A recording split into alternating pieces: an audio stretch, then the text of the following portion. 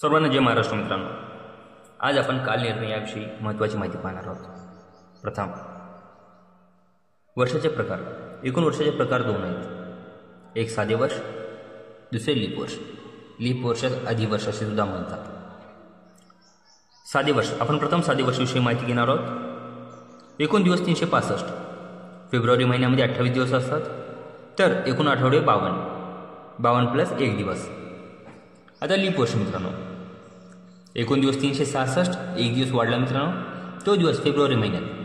कारण साध्या वर्षामध्ये 28 दिवस राहतात फेब्रुवारी महिन्यात, तर लीप वर्षामध्ये 29 दिवस राहतात फेब्रुवारी महिन्यात.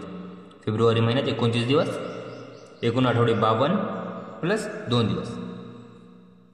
महत्त्वाची टीप मित्रांनो, एका वर्षात 365 दिवस 6 तास असतात. हे 6 तास ढोबळमानाने धरलेले उत्तर आहे मित्रांनो. मूळ तास पाहिलात 5 तास 48 मिनिट 46 सेकंद असा आहे.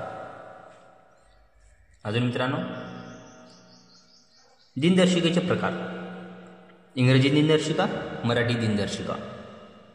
इंग्रजी दिनदर्शिकेला ग्रेगोरियन दिनदर्शिका म्हणजे ग्रेगोरियन कॅलेंडर असे म्हणतात. ही सूर्यावर अवलंबून असते, त्यामुळे याला सोलार कॅलेंडर असे सुद्धा म्हणतात. तसेच मराठी दिनदर्शिका यास पंचांग दिनदर्शिका असे म्हणतात. ती चंद्रावर अवलंबून असते, त्यासाठी त्याला ल्युनार कॅलेंडर असे म्हणतात. मित्रांनो, चंद्रावर अवलंबून आहे म्हणून म्युनार असं नाही, तर ल्युनार असं कॅलेंडर म्हणतात त्याला. आता पुढून महिने मित्रांनो, इंग्रजी आणि मराठी महिने. प्रथम इंग्रजी महिने पाहू मित्रांनो. जानेवारी, फेब्रुवारी, मार्च, एप्रिल, मे, जून, जुलै, ऑगस्ट, सप्टेंबर, ऑक्टोबर, नोव्हेंबर, डिसेंबर. बस लक्षात ठेवायचं, फेब्रुवारीमध्ये 29 किंवा 28 दिवस असतात.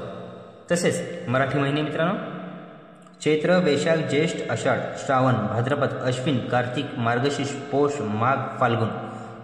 मित्रांनो, जसं फेब्रुवारी महिन्यामध्ये 29 ते 28 दिवस असतात, तसेच चैत्र महिन्यामध्ये 30 ते 31 दिवस असतात. तर ही छोटीशी माहिती तुम्हाला कशी वाटली नक्की कमेंटमध्ये सांगा. तर लवकरच भेटू पुढील व्हिडिओत. तोपर्यंत जय हिंद, जय महाराष्ट्र.